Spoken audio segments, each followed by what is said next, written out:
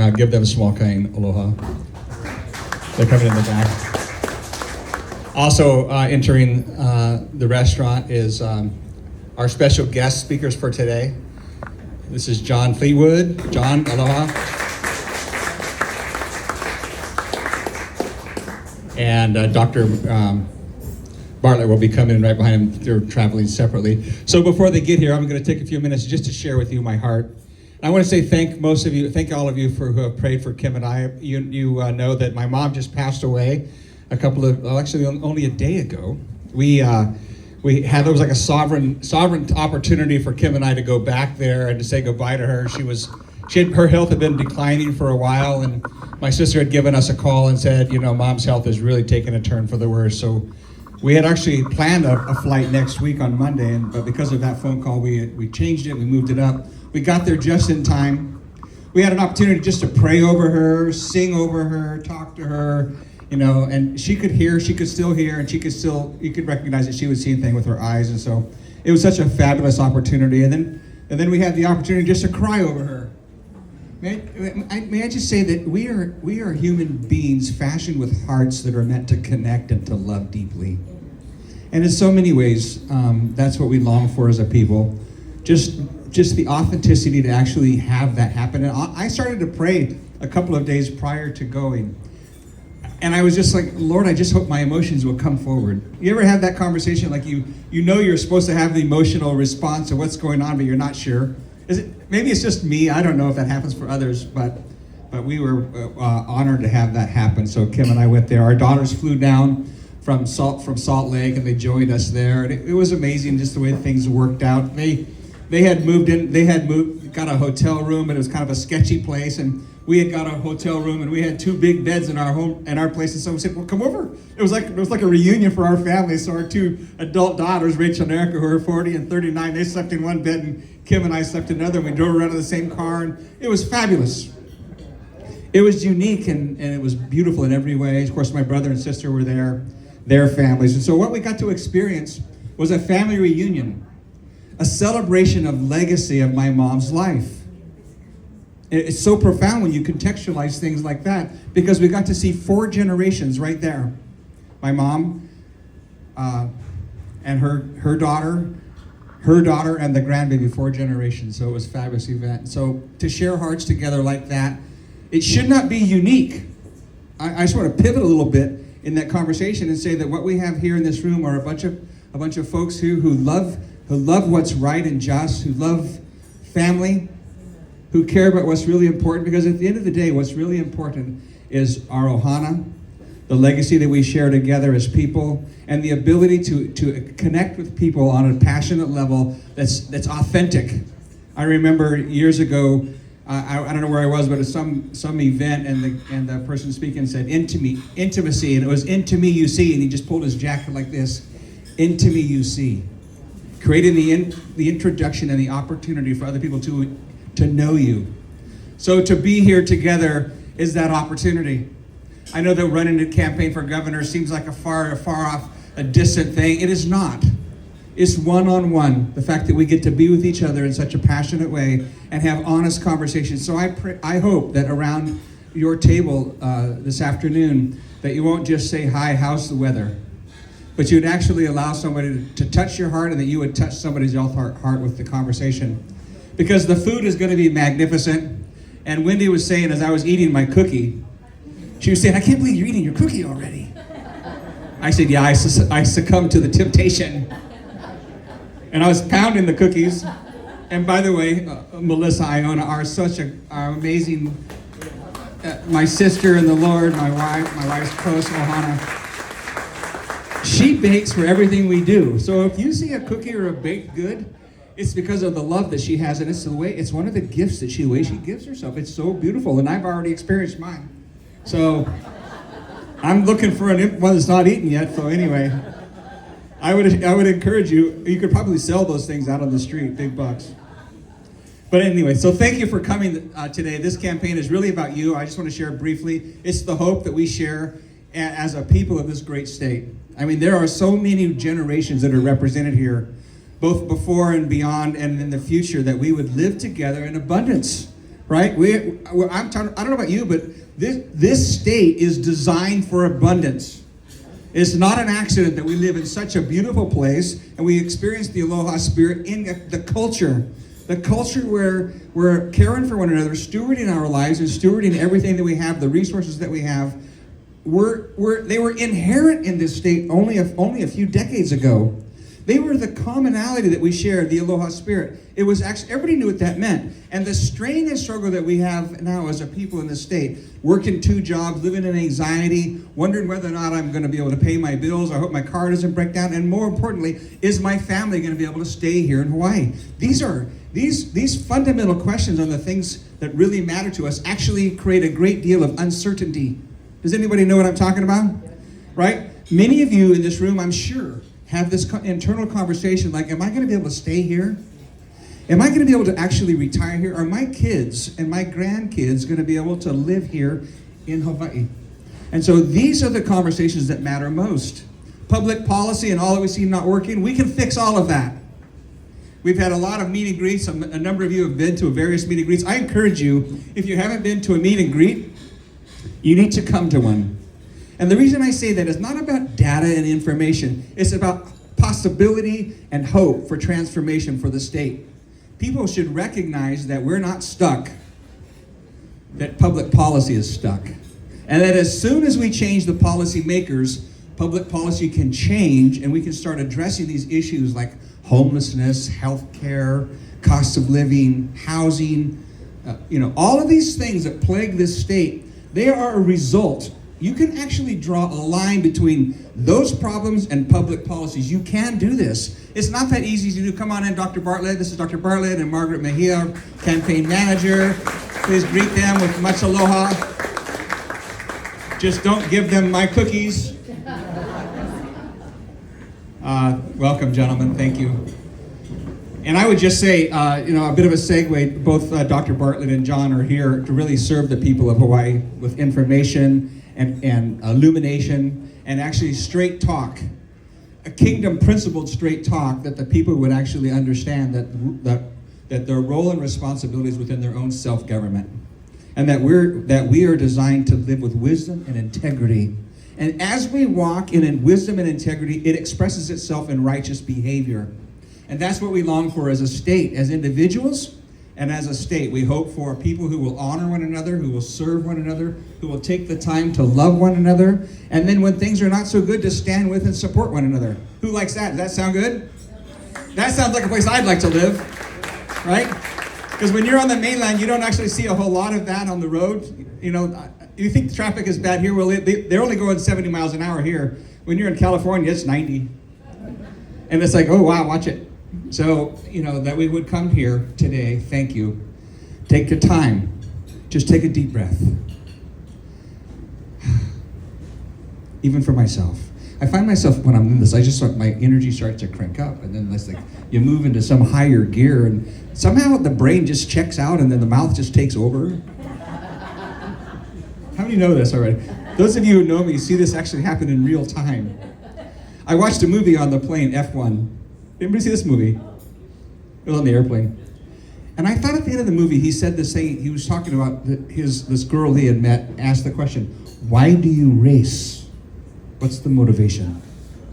And he shared his life story, and he said, at some point in the middle of the race, I find myself just becoming still, and I feel like I can fly. So powerful.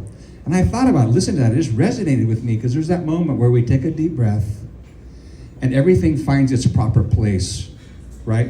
And the preeminence of the King comes forward, and we live in the peace and the grace of God, and we can fly. If I was able to take that picture and inject the campaign, it would be fantastic, right?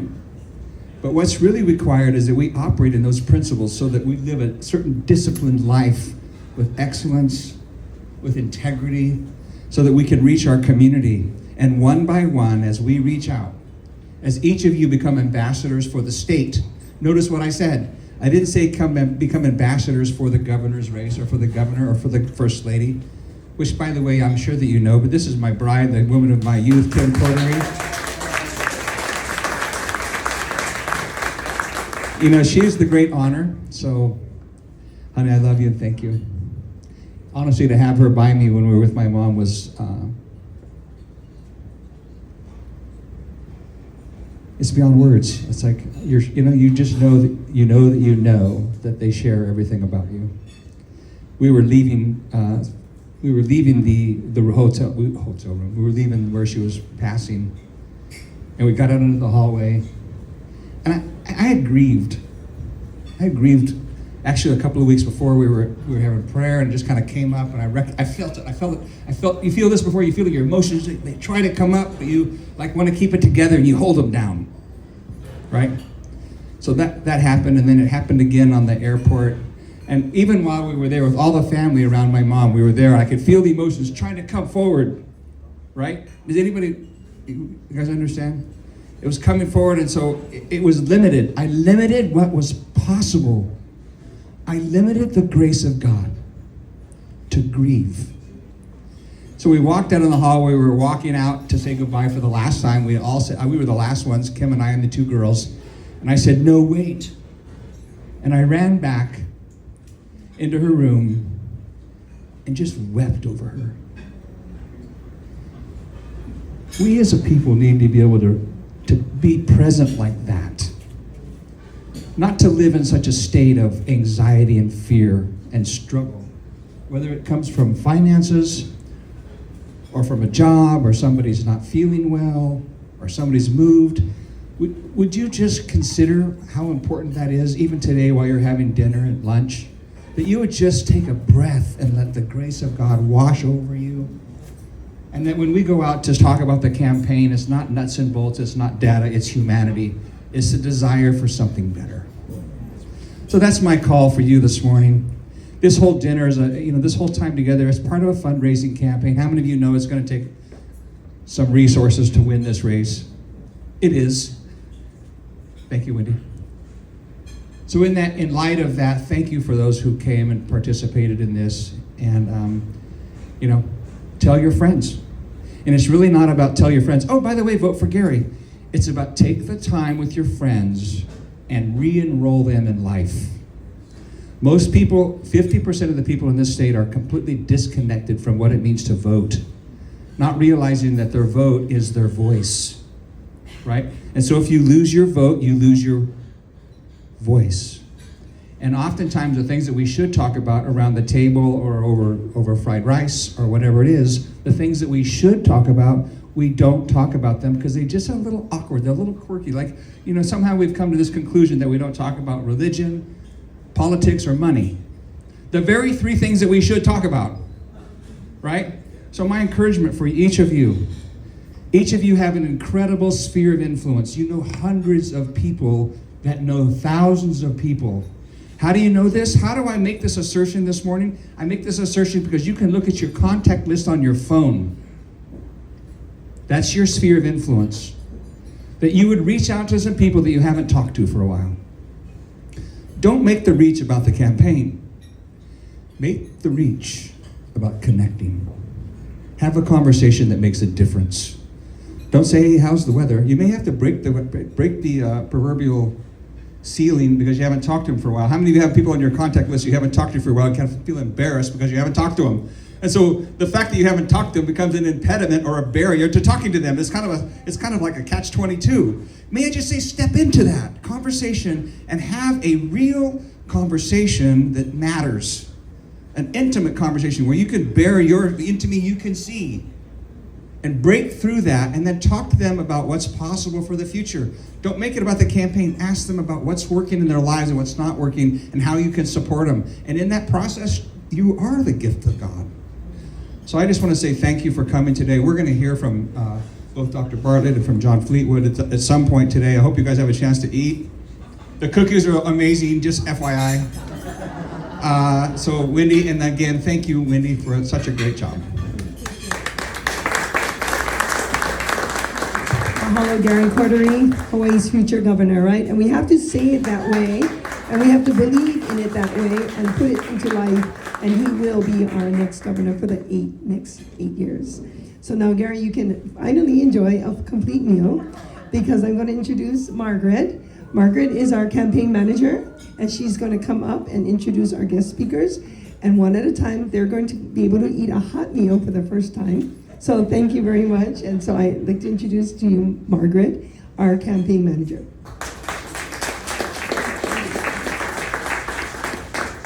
Aloha. It looks like you folks are having a great time. Well, we just came from the Capitol, so we had a very blessed time there as well. And I guess the theme of this whole time on Kauai and Oahu has just been the people, you know, here for the people, serving the people, and just for the people's voice to be heard. And so I'm really blessed to be here with Dr. Bartlett and John Fleetwood. Both of them are here so that your voices can be heard, and just to give you some information and some inspiration so that you know how to touch the people around you with the truth of what's going on, not only here in Hawaii, but around the world. So they have a little bit of a different perspective than we do. I'll talk about Dr. Bartlett first, since he's gonna speak first. So Dr. Richard Bartlett has got the silver bullet for the COVID. So if you haven't heard his story, he's an emergency room doctor for 37 years, cleared out the emergency room using budesonide and a nebulizer. So that was a really great COVID protocol. And I remember when Cheryl first shared it with me back in, it was 2020. Yeah, and it stuck. And you know, when I went to the emergency room, after I had gone through COVID, but I was having a little bit of problems breathing, and I remembered, I said, can you give me budesonide and a nebulizer? And they said, oh, ma'am, your coverage doesn't, you know, your insurance doesn't cover it. I said, well, can you give it to me anyway? I'll pay for it. And they were very hesitant, but they did give it to me. And you know, just after one treatment, it made a world of difference. He also, Oxford University wrote down this study. I know there's all these medical terms, so I know I'm missing some things, but they did the research on what Dr. Richard Bartlett already found. And so now his work has gone around the world. So now he's not only known in Texas, where they have a Dr. Richard Bartlett Day. Yes. But he's also known all around the world. So without further ado, Dr. Richard Bartlett.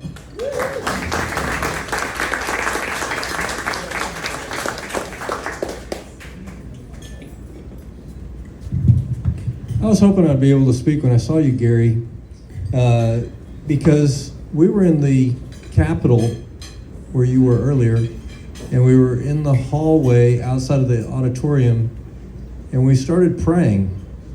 And we were praying, and three guys walked past us. They looked a little nervous. And one of them, I found out afterwards, was the outgoing governor. And so, I'm just saying. Might have been the prayer, I don't know. Yeah, so bottom line is, it's interesting. It's almost surreal to be talking to God, not talking to the outgoing governor, talking to someone who's the ultimate authority. At the same time that I'm getting to come to this wonderful occasion where a real servant wants to be taking care of our keiki, take care of our children, stand in the gap for those that need to be protected, stands for life, stands for family, stands for the Hawaiian people. And so it's really an honor to be here. You know, I know I've been around other governors. During COVID, I was invited to Tennessee in 2020, and the governor was speaking at the Grand Ole Opry, and there were several other people, and I was brought in, ushered in the back door, and all the security was there, and everybody was wanting to be close to him. And there was a fellow there with about my age with long hair, and he turns around and he says, "Are you Dr. Bartlett?" He's a famous country singer. I wouldn't have recognized him. he says, you saved my family. God saved the family. He uses people like you, Gary. God uses people. And so we need to rally around Gary. I have a friend who, Attorney General of Texas, Ken Paxton, you may have heard of him. And before he was very famous, we were on the Reawaken America tour in San Antonio. I invited him to come speak at it with General Flynn and others that were standing up for freedom, for constitutional rights and patient rights and common sense, because all of that was on hold during COVID. And Ken Paxton, I was surprised that Clay Clark, that arranged the thing, asked me to come up and pray for him in front of thousands of people there in San Antonio. We prayed for him, and then shortly after that, boy, he really got on fire and stood up for America, but through Texas. He sued a pharmaceutical company that had misrepresented their product, and then he made it through the storm of a multi-billion-dollar international corporation manipulating people to charge him with 23 felonies in a week time after he filed that suit, and he survived all that and was proven to be innocent of all 23, and now he's running for U.S. Senator, and he's going to win. And so I'm telling you, God does raise people up against all odds. He will go, God and you are a majority. And so it may look like an uphill battle, and it is. It may look like the other side has more money, more influence, might be bigger, stronger, but Goliath fell. We all know the story. And so thank you for your courage. Thank you to both of you. I appreciate your wise advisor next to you. That's very good. And you're a wise man. You know, he who finds a wife finds a good thing and obtains favor from the Lord. It is written. And an understanding wife is a gift from the Lord. She's a gift. You know that. We heard you. Well, I'll tell you a few stories real quick. I was working in the emergency room in March of 2020, and we had not had one COVID case in West Texas yet. It was a 48-hour shift in the ER, and I was taking care of car wrecks and heart attacks and strokes, sewing people up, and I was praying in between patients because that's what Christians do. And I was praying, Lord, what do I do if someone has COVID and they're coming in here dying and they say I can't breathe? And I was very upset, praying and praying and praying between patients under my breath, not trying to be a spectacle, but I really wanted to know, what am I going to do? I'm used to helping people. I don't want anyone dying on my watch. And had a moment to go to the call room and take a cat nap, and while I was asleep, an answer to prayer came to me. Yes, wow. I knew I had heard an answer to prayer. I woke up. There was no one else in the call room to celebrate with. I was euphoric. I could not believe how brilliant the idea was. It was not from me. It was an answer to prayer. It was using an inhaled steroid that costs $3 a treatment, that's generic for over 30 years, that is so safe it's been used on 2-pound premature babies in the NICU without batting an eye. There's no more delicate human on the planet than a 2-pound baby in the NICU. And it's every pharmacy on every corner in the world. It's readily available, inexpensive, and safe. Been out for over 30 years, so we have long-term safety data. Well, I had my first COVID patients 5 days later. They were racing to the ER. They were short of breath, chest pain, diabetes, high blood pressure, overweight. According to Anthony Fauci, they were goners. And we used the protocol, and they bounced out of the hospital. Everybody was shocked. The hospital was shocked. The doctors and nurses were shocked. The patients were thrilled. I was surprised as well. I was thrilled because I had never used it before, even though these medicines have been out for a long time.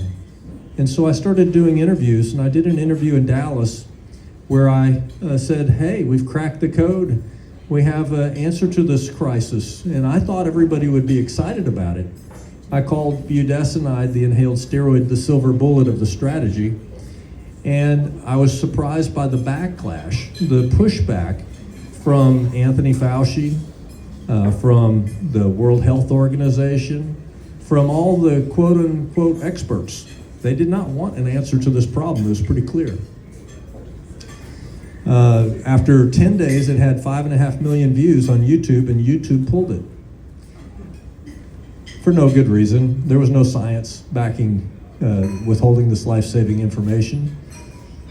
And so there's a fellow named Matthew McConaughey. Has anyone heard of him? He's originally from Texas.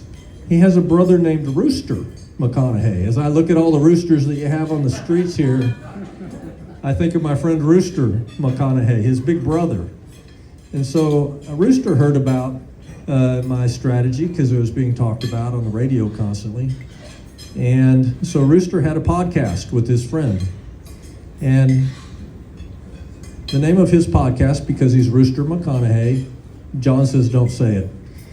His name of his podcast is Just BS. You can figure out what that is. It's West Texas, where we have lots of animals, including cattle. And so I was on his podcast, and I talked about it. I brought a friend of mine who was a Texas Ranger, and so my friend was in plain clothes, and we didn't tell Rooster that he was a Texas Ranger at the time, but Rooster told his brother, Matthew, who was in Hawaii. So Matthew does a podcast with a character named Anthony Fauci, and on the show he says, Dr. Fauci, what about budesonide for COVID? People think that works. What's the story on that? It wouldn't hurt anybody. And Anthony Fauci says, well, in reality, Matthew, it's just a placebo. It doesn't really work. A year later, Oxford University, the oldest university in the English-speaking world, with 72 Nobel Prize laureates, does the STOIC trial with budesonide against COVID and publishes in all the medical journals, and it's talked about in the Times of India, the Times of Israel, Reuters, other international news networks, that 90% of the people that have COVID, if they were treated early with budesonide, would not have come to a hospital, would not have gone to the ER, would not have even gone to an urgent care center, according to Oxford, with the evidence that they had from their study. They did multiple studies that showed that. And so it was not a secret internationally, but there's another fella in Hawaii right now, Mark Zuckerberg. And Mark Zuckerberg admitted in Congress that he did suppress information, life-saving information, getting to the good people in Hawaii and the world on Facebook. He admitted that in congressional hearings. And the reason I mention that is we need leaders that will stand up for the people and not suppress life-saving strategies, because there may be other problems coming, and we're not afraid. I say be prepared, don't be scared. We have some solutions for the future problems.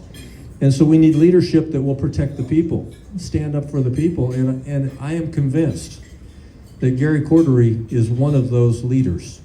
And so before I came to Hawaii for the first time, this is my first trip here, and my only reason to be here is I am convinced that the focus, God's focus right now is on Hawaii. I've been in other states speaking with Homeland Security committees, to Senate health committees at special moments in their state, critical moments.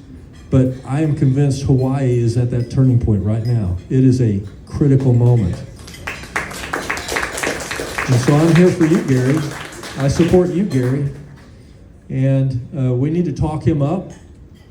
You know, with COVID, the official numbers is 1.2 or 1.3 million Americans died, according to the CDC, in the last 5 years. That's more Americans than died during World War II, Vietnam, Korea, Afghan, and Iraq wars. It's also the whole population of Hawaii. And so we don't want to do that again, and if we're going to face another crisis, and we will, we need a true leader. And the reason we're here today, the reason I didn't flinch when a stranger with two other guys walked past me while I was praying in the hallway is because I came to be around a real leader I think, the man of the hour. And so, Gary, thank you for letting us be here. I'll give a few other stories to give people hope in a moment, but let's give it up again for Gary and his lovely bride. So, I had my phone number, my cell phone number got put on the internet by WebMD. I don't know what WebMD is. It's a third-party thing that tries to sell ads. And they put my phone number on there. Have I said this story here? I don't think so. And so, listen to this, First Lady. So I started getting calls around the world after that viral video. And one night, I got a call from a fellow who had heard me on the radio, because I do talk radio 3 times a week in West Texas. And he said, I heard you on the radio 4 days ago. Me and my wife were both sick. We went to the emergency room. They told me we both had COVID and that I was not sick enough, so they sent me home to tough it out with Tylenol. But my wife, they took her away and put her on the ventilator immediately 4 days ago. And I got a call tonight. He called me and he said, I got a call tonight from the doctor, from my wife's doctor, who said she wanted an order to pull the plug on my wife. And I told the doctor, I can't do that. When I dropped my wife off 4 days ago, she made me promise that we would do everything we could so she could be here for our children. And the doctor hung up angry and called again a second time. And the doctor asked for an order to pull the plug. And he said, I can't do that. I told you that. And the doctor hung up angry. The doctor called a third time and said, I want that order to pull the plug on your wife. And he said, I told you I can't. And the doctor says, well, we'll get a court order from a judge and pull the plug on your wife without you then. This is the United States of America. Patient rights have been suspended during COVID. Parental rights were suspended during COVID. Constitutional rights have been suspended during COVID. And you have a governorship here that is the most powerful position of any governor in all 50 states. They can call can just make the decision that there's a crisis by himself and how long it'll be and when it'll end and what will happen and if your property will be confiscated, if your guns will be confiscated, if you can speak, if you can be out in public, if you can be on the beach, if you can be 6 people or more together at one time.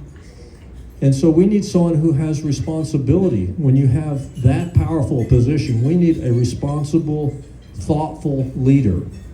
And I'm convinced Gary Cordery is that man.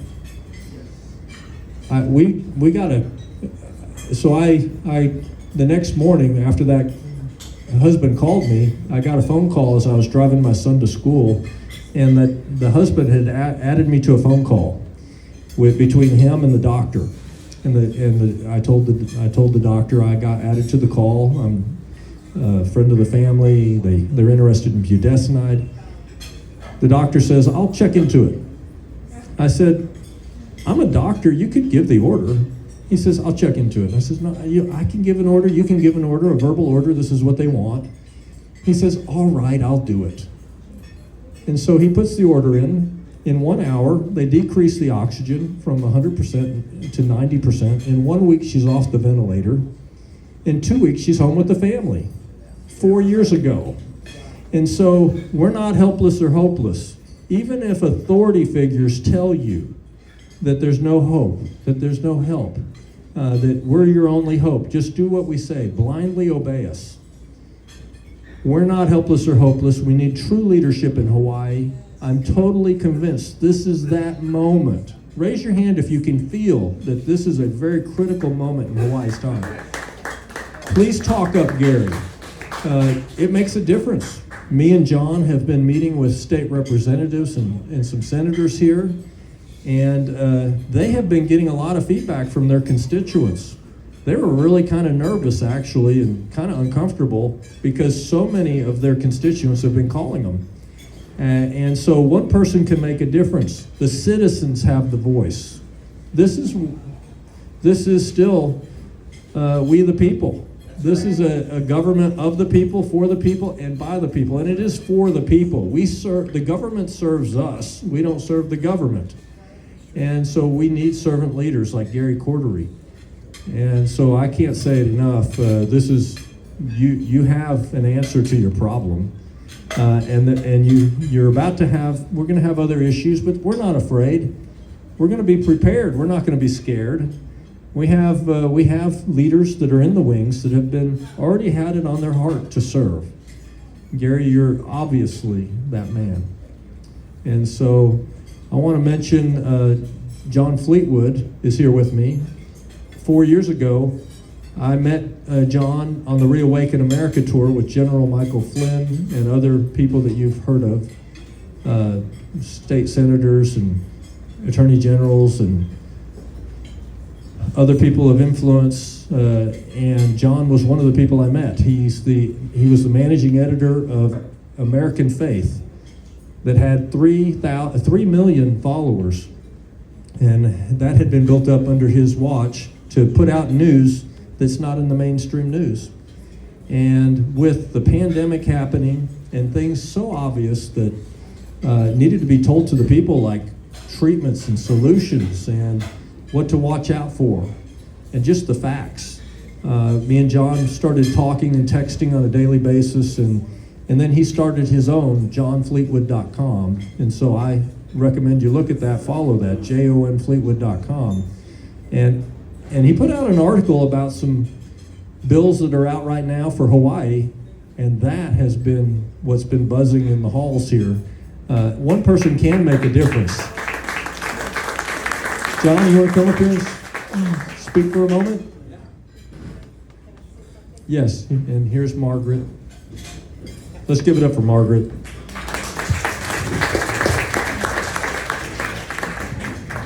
I just want to let you know that my phone has never, as a campaign manager, I get a lot of texts, I get a lot of phone calls, a lot of emails.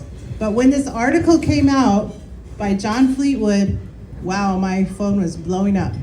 So if you haven't seen the article, you can ask me for it. But it's on some current legislation, SB 2151 and HB 2236. And I'm sure John's going to talk a little bit about that. But I would really love for him to share, if you don't mind, John, just the adventures we've had speaking to the different legislators, and just your take on it, because I know they've been in different states doing the same thing. And yeah, just so you folks can hear. And yes, you do have to subscribe if you want to be on the cutting edge of any kind of vaccine information, pandemic preparedness, biotechnology, then please subscribe to johnfleetwood.com. Okay, and without further ado, here's John.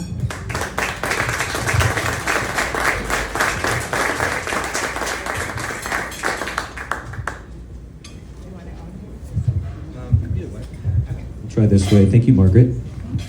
Hopefully the next lieutenant governor. Margaret. I mean, can we give it up for her again?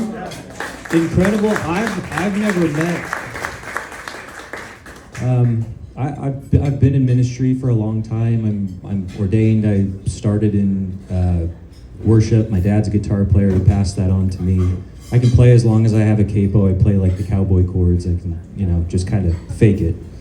And I've never seen anyone like you, Margaret. It's really, she's been in politics as long as she has been, and she's still one of the sweetest people I've ever met. One of the kindest and most generous people, and she is one of the hardest working as well. Our trip has been nonstop and has been incredibly successful because of her, and I think, Gary, you'd do well to have someone like her at your side in that capacity. So a little bit about me is I write about how the government is trying to kill us. I talk about things like Operation Sea Spray over in California. Has anybody heard of that? Operation Sea Spray. I might call on you if you raise your hand. Okay, Operation Sea Spray. So over in San Francisco, the U.S. government released a bacteria on the American people called Serratia marcescens. Serratia marcescens. It killed people, got lots of people sick. That was Operation Sea Spray in San Francisco. Over on the East Coast in New York, you had Operation Big City, where they did the same thing, released pathogens into a subway. And so as I'm reporting these things, there was a gentleman by the name of Phil Hotzenpiller in Southern California, where I'm originally from, and I had to migrate to Tennessee through the pandemic. I'm sure you guys can understand why here in Hawaii. You guys probably had it worse even than I did in California.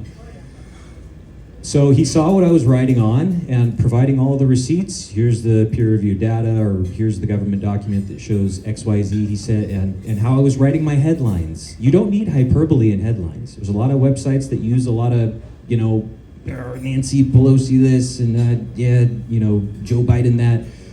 You don't need hyperbole because truth is stranger than fiction. And he asked me to come on, and he's got a great church in Southern California, Influence Church, great worship team. They're big and successful, lots of numbers, great services. And he said, I want to start a news agency, and I want you to do what you were doing on your website. It was occonservative.com. I want you to do that for us. And so he made me managing editor, and I had a team of writers under me. And so I got to bring that sort of skeptical of government attitude, but providing the receipts, not using any hyperbole, not saying anything past what the documents can say to that organization. And we did bring it up to about 3 million content impressions per month. And that was at the start of the pandemic. So I got to have that attitude as the person who got to choose what we report on at the news agency. So I wasn't like from Fox News, where it's like whatever the corporate, powers that be tell me to report on, that's what I have to report on. I have to say Pfizer's safe and effective, because Fox News was saying that too. The right wing and some even non-mainstream conservative sources were going along with that mainstream perspective, but I did not have it. So I looked at the peer-reviewed data from the same peer-reviewed journals, Nature, New England Journal of Medicine, the same peer-reviewed journals that the mainstream was using to back up the safe and effective narrative. I was showing the other side because nobody else was saying it. And so we had good success. And then when I moved on and started johnfleetwood.com, I started to focus also on legislation. So perusing not just PubMed to get the science, but also congress.gov and Legiscan. And if you want to get involved in what bills are coming out, those are the sites to go to, and then you just punch in whatever terms. I'm always looking for biosecurity, immunization, emergency powers, and you had a bill here in Hawaii after I was graciously invited to come. It should be Del Bigtree here, but he had a skiing accident. I was in Tennessee, so don't look at me. And he's a wonderful man, Del Bigtree. You should follow his work, and you should follow Highwire for sure. He does incredible work. So when I was invited, I've got Hawaii on the brain, and so I applied that same mindset to start looking into what kind of bills y'all had here in Hawaii that have to do with biosecurity and emergency power expansion. And in the days before I came out here, I found a bill that was the most draconian, authoritarian bill that I had ever seen in my life. It was said things like confiscating firearms. It said things like taking private property and vaccinations. It was just one of the worst I had ever seen. It was SB 2151. So I took that bill, and my modus operandi is just to show the text of the bill to people, to my audience. I just want to say, this is what the text says. I'm not going to give you my opinion on it. I have my opinions on it. A little bit of my bias is going to come out, just like it's going to come out from any source, because we're human beings. But I want to show you this is what the document says. So I put out that article about that Hawaii bill, and I got so in trouble. We had litigators calling us. We had attorneys calling us from the Capitol, where we just were, which I'm freezing in here now too. It was freezing in there. They said the Democrats go in there and they crank up the AC whenever the Republicans will come in and hold a meeting to kind of freeze them out. So I'm not shaking because I'm scared of you guys. I'm shaking just because I'm a little cold. They had litigators calling us over this article, and they were mad about it and said, "You're wrong. You're wrong. You wrote this, and your article is garbage." And their critique was that I had reported it wrong because the bill had language in it that was already in past statutes. It was already in prior law. And they said, "You're reporting this as if it's brand new law." My response is, well, why is it? It's a new bill. It's a new bill. So it is true, and I will concede, that there was past litigation bills that did have language that is in this bill, and they expanded and amended that bill. And they said there's nothing in this bill that gives the governor more power. But that's not true. This bill, SB 2151, says, first of all, it expands the definition of what a disaster is. It's kind of interesting timing, isn't it? Didn't something interesting happen after the Super Bowl? Something interesting happened with the governor after the Super Bowl. There was some rain or wind, and then there was did he declare an emergency? He declared a state of emergency because it rained in Hawaii. Do you guys have rain here in Hawaii? Do you guys have wind here in Hawaii? Okay, so this bill expands the definition of disaster to about 24 extra things, like wind and rain and a bunch of other things that are actually absolutely absurd. Not that they are, of course, those could be disasters, but the next line says, okay, I can declare an emergency based on what a disaster is, and now a disaster has like 24 different definitions of what it is, which means you can now say we have a state of emergency and then give those emergency powers. You're creating more opportunities to be able to exercise those authoritarian emergency powers. So they try to angle it like, no, we are quantifying which things you're allowed to call a disaster. But the problem is, if you're expanding the definition, you're making more opportunity, and you're creating a legal shield that later on, if there is one of those things, and you do declare an emergency, like after a Super Bowl, and a lot of people come after you, because this governor got a lot of flack for that. People did not like that, because they had to shut down schools, right? And so if you're shutting down schools with the keiki have parents, correct? So now the parents are wondering, why are we shutting down school over, wind and rain? So now, if SB 2151 with this expanded definition, if that goes through and is signed into law, now he can do things like that and say, I have a bill that protects me. So they massage it, and they try to make it sound like it's a good thing. The second thing that was wrong with the bill that is new language, this is not an old statute that's being repeated in the bill, this is brand new in the bill. It says that the governor can suspend law